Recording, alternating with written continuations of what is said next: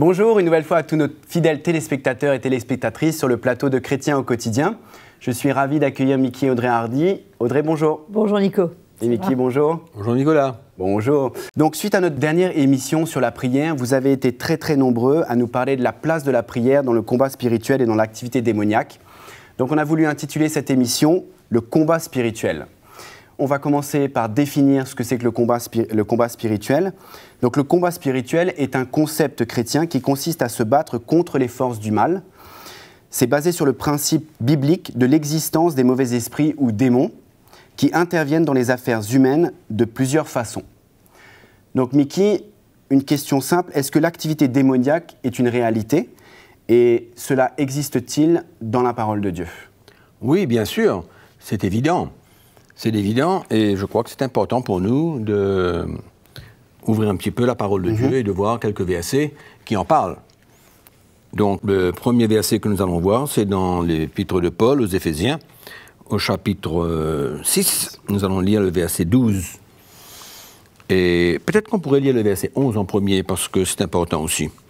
Il dit « Revêtez-vous de toutes les armes de Dieu afin de pouvoir tenir ferme contre les ruses du diable. » Car nous n'avons pas à lutter contre la chair et le sang, mais contre les dominations, contre les autorités, contre les princes de ce monde de ténèbres, contre les esprits méchants dans les lieux célestes. Donc ça, c'est un verset qui est utilisé aujourd'hui, non seulement pour reconnaître la présence et l'existence des mauvais esprits, d'une activité démoniaque qui agissent, comme nous avons vu dans le texte, qui agissent dans les lieux célestes. Donc, je crois que c'est important pour nous de faire comprendre à tous ceux qui nous écoutent qu'est-ce que ça veut dire ce verset. Alors, je crois que ce verset, il est clair, ne nous parle pas vraiment d'une lutte, d'un combat contre les démons, mais nous fait voir qu'est-ce qui se passe finalement dans les lieux célestes. Cette activité démoniaque qui existe dans les lieux célestes et qui se répand à travers toutes sortes de situations dans le monde. Et c'est important de reconnaître aujourd'hui que ces activités démoniaques deviennent de plus en plus fortes.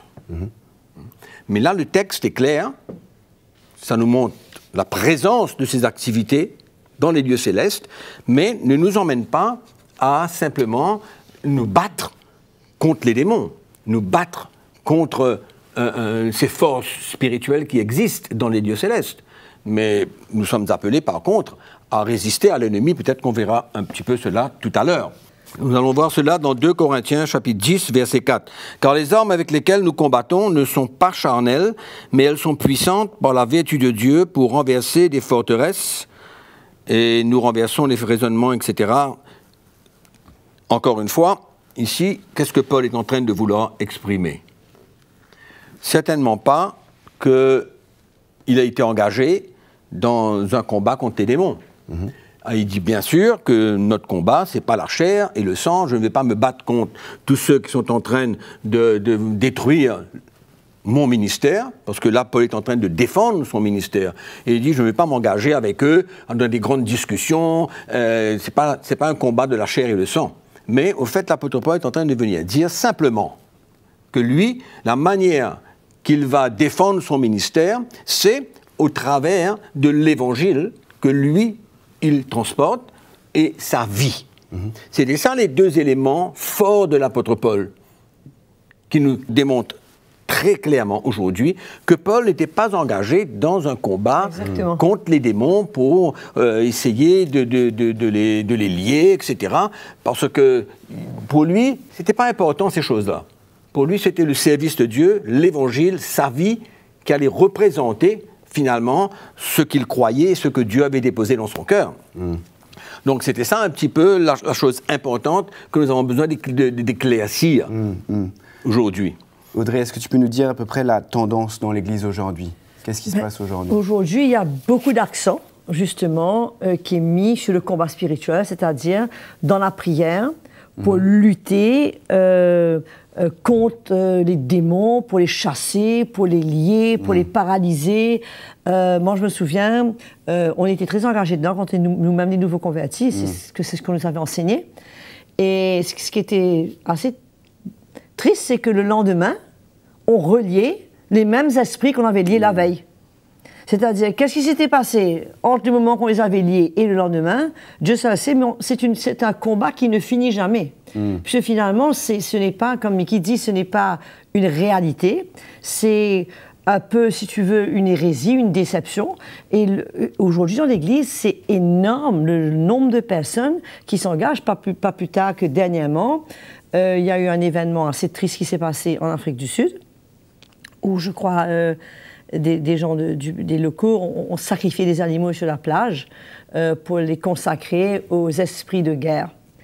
Et il y a des églises qui se sont rassemblées sur les plages pour lier les esprits. Et combattre. Pour combattre et lier les esprits dans l'île céleste pour empêcher qu'ils emmènent la division dans le pays.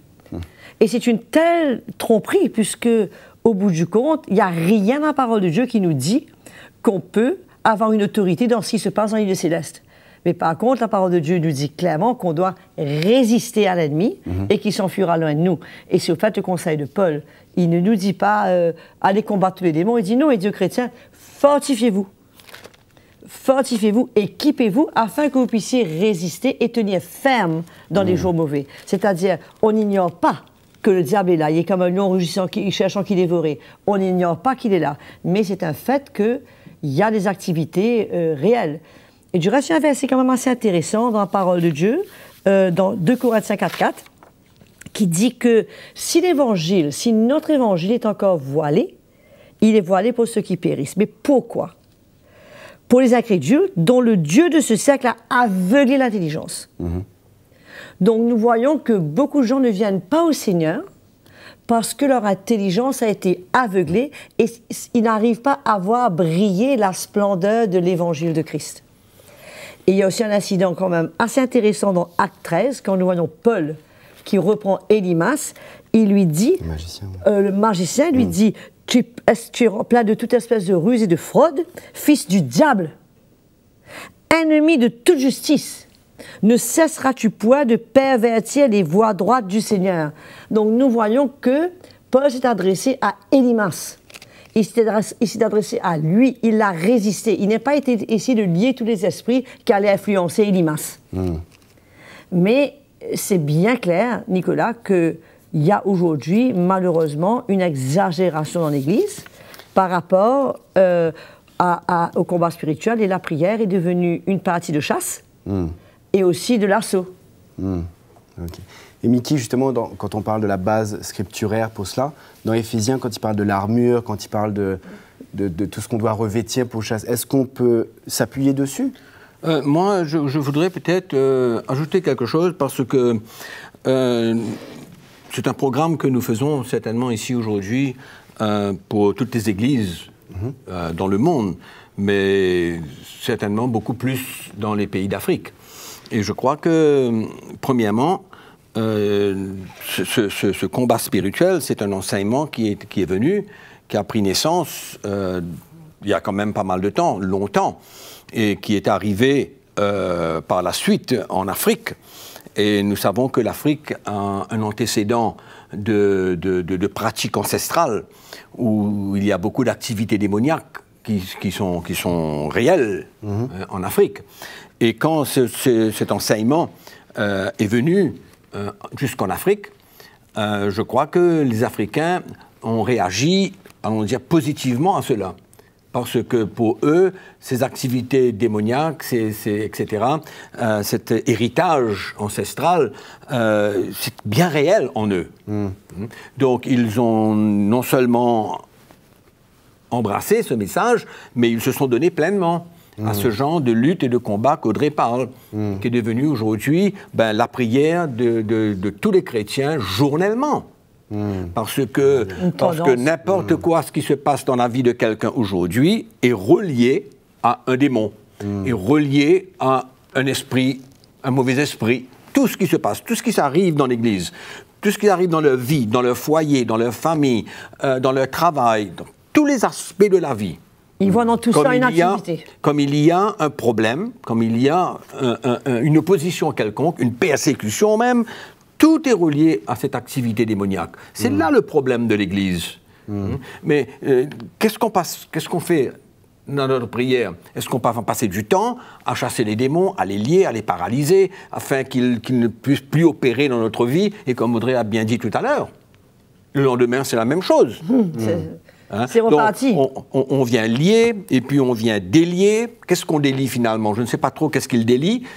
Il lie un côté, mais qu'est-ce qu'il délie l'autre côté? Je ne sais pas. Et moi, je crois que c'est important pour nous d'essayer d'éclairer les chrétiens aujourd'hui, dans le monde entier, pour comprendre même ce que Jésus a parlé à ses disciples. Et ce texte où beaucoup de chrétiens aujourd'hui, ils se basent là-dessus dans l'évangile de Matthieu au chapitre 18 et au chapitre 16. Ils se basent là-dessus pour confirmer qu'il faut chasser les démons, qu'il faut les lier, qu'il faut les paralyser par ce texte que nous voulons dire. Et on va lire le chapitre 16 parce que c'est important, dans le chapitre 16 où Jésus dit à Pierre qu'il lui donnera les clés du royaume des cieux. Ce que tu lieras sur la terre sera lié dans les cieux, et ce que tu délieras sur la terre sera délié dans les cieux. Au fait, Jésus voulait dire à Pierre, et aussi au leadership de l'Église, et Pierre représentait ce leadership d'une manière ou d'une autre, avant même le commencement de l'Église. Et Jésus lui dit, je te donnerai les clés du royaume des cieux. Ça veut dire quoi, les clés du royaume des cieux? Est-ce que ça ne parle pas d'une autorité? Est-ce que ça ne parle pas vraiment d'une autorité dans l'esprit que Pierre et les apôtres auraient reçu de Dieu pour mener l'Église à bon port? C'est-à-dire pour voir que les choses se passent dans l'ordre, et s'il fallait prendre des décisions, intervenir dans des situations, cette intervention des apôtres dans l'Église, avec la direction du Saint-Esprit, allait emmener l'approbation de Dieu dans les lieux célestes. Alors, lisons le texte. Il dit, « Je te donnerai les clés du royaume des cieux, et ce que tu lieras sur la terre sera lié dans les cieux. Et ce que tu délieras sur la terre sera délié dans les cieux. » Je ne sais pas si les chrétiens délient autant qu'ils lient, mais je ne sais pas quoi, mais le fait c'est que l'interprétation de ce texte est très très simple. Il dit, ce que tu pardonneras sur la terre, je pardonnerai dans les cieux. Ce que tu ne pardonneras pas sur la terre, je ne pardonnerai pas dans les cieux. Au fait, il est en train de dire à Pierre... Ce que tu peux aimer. Ce que tu peux aimer, exactement. Alors, dans cette construction de l'Église, Dieu est en train de vouloir dire, ok, je vous laisse sur terre, je vous donne l'autorité, l'onction, l'autorité, le ministère, pour que vous puissiez, comme je l'ai dit tout à l'heure, intervenir, mettre de l'ordre, etc. Et dans ce texte, dans ce contexte ici, et même dans le chapitre 18, c'est la même chose, qui vient répéter « Tout ce que vous lirez sur la terre sera lié dans le ciel » au verset 17, c'était parce que le Seigneur les avait ordonnés, comme quoi que s'il y a quelqu'un qui continue à pécher et qui ne veut pas écouter, qu'ils sont considérés comme un païen, comme un publicain. Et si l'autorité de l'Église déclare ainsi, Dieu déclare ainsi. Selon la parole de Dieu, bien sûr. Selon la parole de Dieu et poussé par l'Esprit. Donc c'était ça que ça veut dire. Ça n'a rien à voir avec les démons, ce texte. Absolument rien à voir. Donc c'est là où on a besoin de mettre un petit peu de l'ordre et de faire comprendre aux chrétiens que la chasse au diable n'existe pas dans la parole de Dieu. Mais par contre, c'est bien important de répéter ce que Audrey a dit tout à l'heure. C'est que c'est vrai qu'il y a cette activité démoniaque, et c'était vrai aussi que le diable, il peut venir contre nous. Et c'est là où l'apôtre Jacques dit qu'il faut le résister. C'est la seule forme de résistance que nous pouvons avoir contre l'ennemi. Pourquoi? Parce que c'est un combat. Le combat, c'est un combat de la foi. Un combat de la foi. C'est ça qui est important aujourd'hui que les chrétiens comprennent. Et je crois qu'il y a aussi beaucoup d'exagération dans ce domaine. Puisque franchement, aujourd'hui, les chrétiens, ils voient des démons partout. Le frigidaire se casse. Non, mais je suis sérieuse, hein. Il prie contre le démon du frigidaire. La motocyclette tombe en panne, il chasse le démon. Et il y a même, je me souviens, où des gens qui priaient contre le démon fait au Japon, fabriqué au Japon. Non, mais ils voient des démons partout. Puisque, au lieu de voir... Et qu'est-ce qui se passe? Au lieu que nos yeux soient sur Jésus, et que ce que Jésus a fait pour nous, on passe notre temps à être demon conscious, à être conscient des démons. On passe notre vie, finalement, à glorifier le diable. Le diable que Jésus a vaincu. Que Jésus a vaincu et son œuvre. Alors que le Seigneur a déjà vaincu le diable, il nous a dit, bon, ok, la parole de Dieu est claire. Jacques nous dit, soumettez-vous à Dieu, résistez au diable, il s'enfuira loin de vous. Bon, premièrement, on doit se soumettre à Dieu. Mais beaucoup de chrétiens, ils se soumettent au diable et résistent à Dieu. Il faut résister au diable et se soumettre à Dieu, et s'enfuira loin de nous. Et ensuite, Pierre, il nous dit, soyez sobres, veillez. Dans 1 Pierre 5, versets 8 et 9, il dit, votre adversaire, le diable, rôde comme un lion rugissant, cherchant qui il dévorera. C'est clair que l'ennemi, il est après nous. Ouais. Mais Pierre dit la même chose que Jacques. C'est le même esprit d'évangile. C'est la même révélation. Mais quelle est la foi qu'il y a dans notre cœur? La foi qu'il y a dans notre cœur. Résistez-lui avec une foi ferme. Dans ce que Christ a accompli à la croix. C'est notre foi. Exactement, avec une foi ferme, sachant que les mêmes souffrances sont imposées à vos frères dans le monde. Et non seulement ça, Pierre et Paul et Jacques, ils ont expérimenté ça, eux. Ils ont su ce que c'est que l'ennemi qui a voulu les détruire, qui a voulu être contre eux. Ils ne parlent pas d'un principe, là. Ils ont vécu ces choses-là. Et on ne voit aucune part, ni Pierre, ni Paul, ni Jacques, ni aucun des apôtres se lancer dans un combat spirituel, à lier les démons, à s'attaquer aux esprits dans les lieux célestes, les hauts lieux. Les hauts lieux, c'est l'Ancien Testament, ça, qui parle des hauts lieux, où les chrétiens viennent mener une guerre contre les hauts lieux. Mais dans la Bible, il n'y a aucune part, et du reste, mais qui va sûrement confirmer, on n'a aucune autorité pour pouvoir intervenir dans les lieux célestes. Ce qui se passe dans les lieux célestes, comme Paul mentionne dans Éphésiens chapitre 6, qu'on n'a pas à lutter contre la chair et le sang, mais contre les dominations, les autorités, les principes, les princes de ce monde, contre les esprits méchants dans les lieux célestes. C'est un mouvement, une activité dans les lieux célestes où l'ennemi veut tout influencer sur terre. Il veut tout influencer sur la terre. Et du reste, on le voit dans le monde d'aujourd'hui. L'ennemi est partout. Bah, il est en charge, hein, le il est partout, il est le prince de ce monde. Il est en charge, il est partout. D'accord? Mais qu'est-ce que Paul vient dire? Paul dit, au verset 10 de ce même chapitre, « Au reste, fortifiez-vous dans le Seigneur et par sa force toute puissante. » Pourquoi? Et il dit, « Revêtez-vous de toutes les armes de Dieu, afin de pouvoir tenir ferme contre les ruses du diable. » Après avoir tout surmonté. Exactement. Donc, c'est clair ici que Paul est en train de nous donner, finalement, une direction. La direction de Paul n'est pas de chasser les démons, mais c'est de se fortifier afin de pouvoir tenir ferme contre les ruses du diable. Et quand il se lève contre nous, on le résiste. On a lu le texte, on le résiste. Résistez-le avec une foi ferme. Donc, si on a la foi, c'est pas dans le pouvoir de l'ennemi sur la terre, etc. La foi, c'est dans ce que Christ a accompli sur la croix. Et comment ne pas aujourd'hui emmener une lumière dans la vie des chrétiens? La direction de Dieu, le conseil de Dieu, c'est quoi?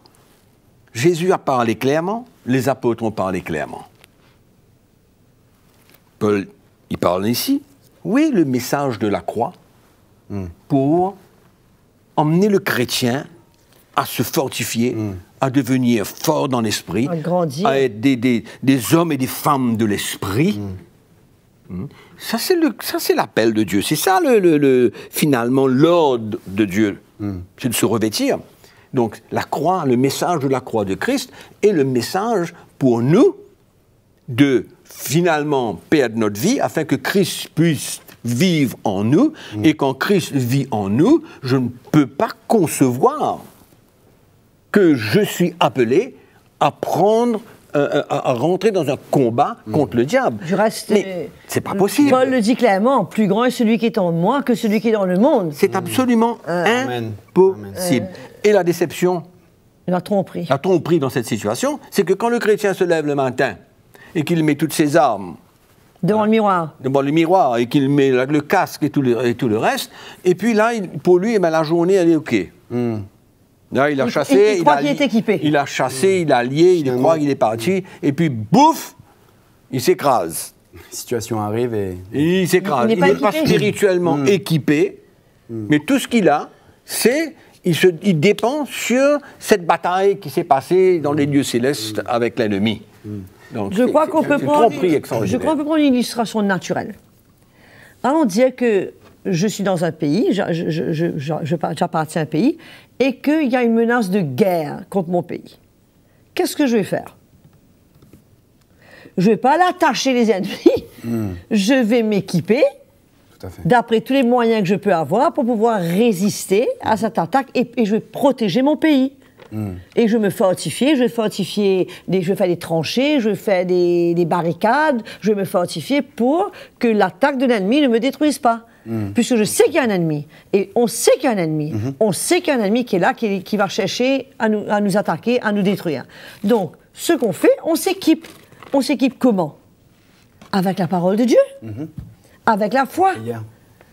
Non, mais la parole de Dieu, on s'équipe en le bouclier de la foi, avec l'épée de l'esprit, qui est la parole de Dieu, c'est-à-dire je dois m'équiper de la parole de Dieu, je dois permettre à Dieu de déposer sa parole dans la révélation de mon cœur. Quand je vois que l'ennemi m'attaque, comment Jésus a résisté à l'ennemi? En citant la parole de Dieu.